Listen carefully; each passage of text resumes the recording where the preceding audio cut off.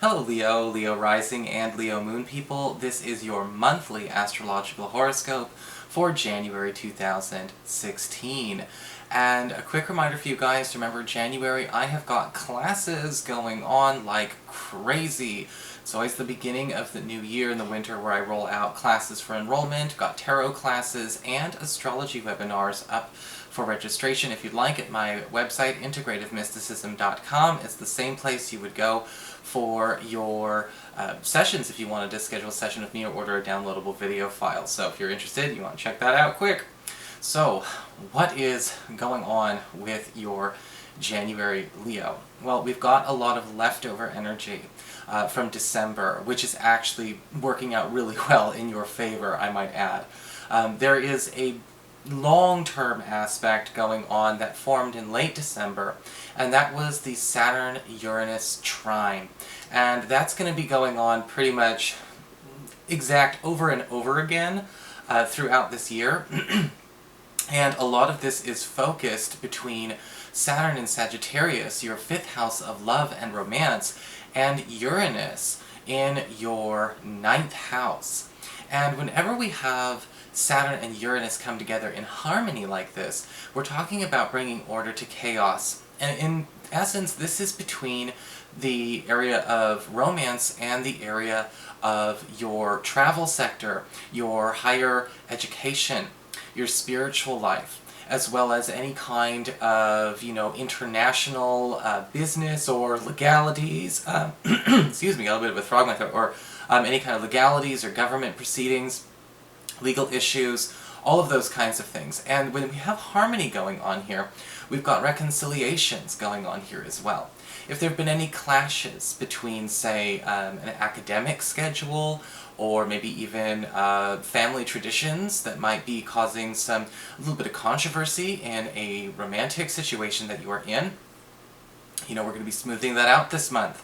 If we've been having a hard time reconciling the distance in a long-distance relationship, whether it's extremely long, international, or possibly just simply something that's a little bit out of the way. We are reconsidering ways to make this work out a lot better. And the nice thing about this is that this also does create a lot of opportunities to make things even legally official. Some of you Leo people may be finding yourselves successfully planning engagements, weddings, cohabitation, sharing of resources with a sweetheart, or even joining business forces during this time with a partner. These could be reconsiderations of old plans that you and a partner have had about moves as well. So it's kind of giving everything the second thought and the second chance that it deserves, which is a really nice way to start off the new year. However, we've also got at the beginning of the new year Mercury, currently retrograde in your 6th house of reputation, work, and your schedule. And for the first week and a half or so of the new year, a lot of you Leo people are probably going to be hiding out. Usually when I see Mercury retrograde in a person's 6th house, sometimes they have a tendency to pull themselves away. They have a tendency to, take a few too many sick days, or maybe try and use up a bit of leave, extend your holiday. And that's okay a little bit, but make sure that people know that you're doing that. Don't just disappear. Maybe all this wonderful love energy is making you think that, it's time to pull away from work, or it's time to pull away and spend more time, in your personal life. And that's totally fine. You probably should. But with this Mercury retrograde in the 6th house, make sure that you're narrating your every move so that your boss and your customers and things like that don't get the wrong idea. Mercury retrograde in your health area, though, because that's what this also is a fantastic time, though, again, as I said in the December horoscope, for getting back on track, getting back in shape, getting something, done over again. Again, reconsiderations and reconciliations with the health routine, losing weight, or getting back into an old therapeutic regimen that worked really well for you in the past. You're going to find it works really well for you again. Later on in the month, though, around the 8th, we've got Mercury retrograding all the way back into Sagittarius. Well, actually, it's closer to about I'm going to say the 4th, 4th through the 8th, we've got Mercury on the cusp there. And it's coming back into that romantic area for you. But I feel like it's not affecting your romance. I think this is more of a subjective angle. It's only for a few days, And this could actually talk a little bit more about the idea of children, or your relationships with your children. And when Mercury retrograde kind of hits this area, it may become apparent that a child is needing some extra help when it comes to school, or maybe even getting them a little bit further along in catching up with their education. Might be having some hard time adjusting to this new curriculum, this new semester, so don't be surprised if that comes to light. It's only going to be for a short period, but this might also clue you into where your child's gifts are, and where again they might need a little bit of extra assistance. After the 8th, Mercury does go direct, and then on the 12th, Mercury goes back into Capricorn, and you are finally back ready to be more public, more seen, more available socially. And a lot of this can talk about you, Leo people, speeding up your grand plan for your time at this job or at the office. And this could actually be a time where a lot of you are contemplating maybe even a new position or a new job for yourself within your own, within that place of employment, a new job with the same employer. And that may actually be something that comes on the menu for you in the last 2 weeks of this month as well.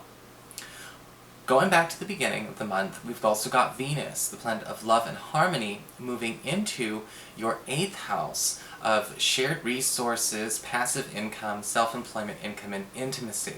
So again, we're carrying on with a very, very strong romantic month for the Leo people.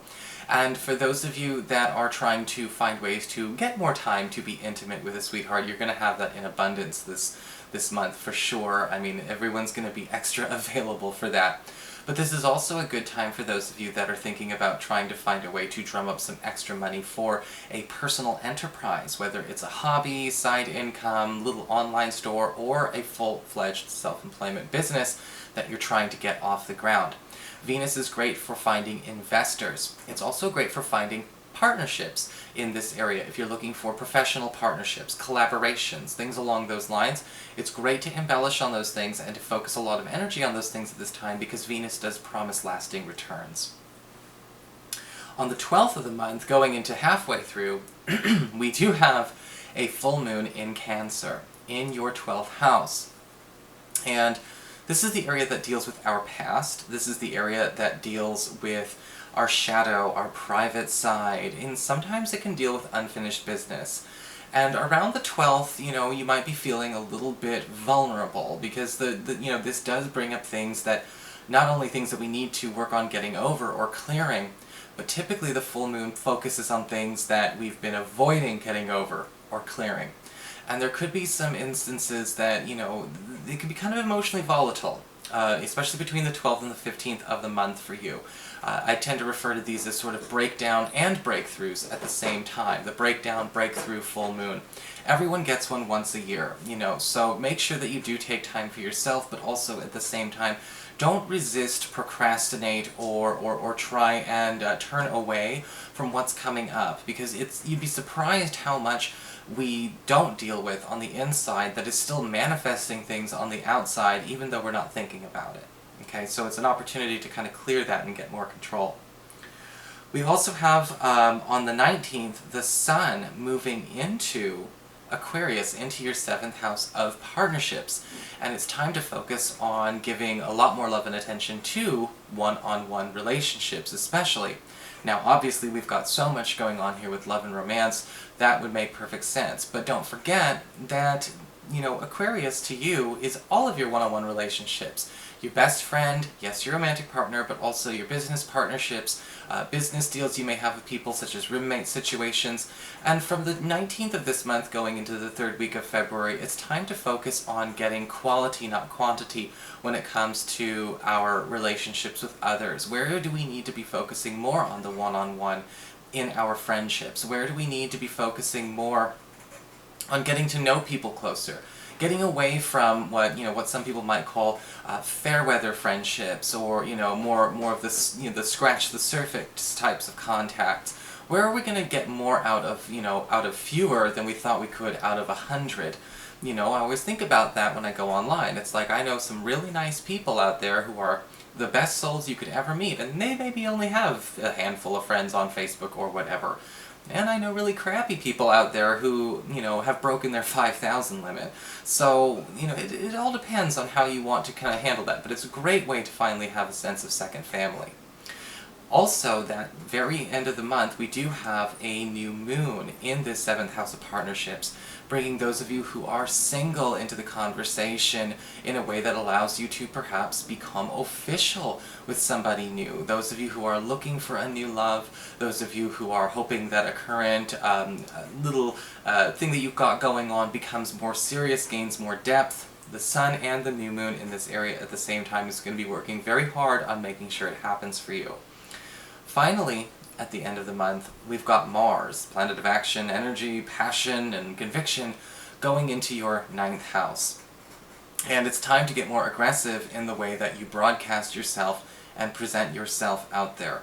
Those of you who are looking to make stronger connections in more competitive arenas, whether they're competitive professional arenas, gunning for competitive promotions or competitive positions, those of you that are looking to perhaps contest or deal with any kind of maybe competitive or fractious deals, such as, in court cases, or maybe even dealing with online deals, business deals, and things like that. Mars is giving you a lot of strength to confront these issues as well, and confront people as well. Sometimes we need Mars in the 9th house because it can also help us get around, get over, or through roadblocks that occur in our life as, that manifest through rules, through bureaucracy, through red tape. And so if any of that's been really holding you back in progress anywhere in your life, Mars going into Aries is the asset you want to have.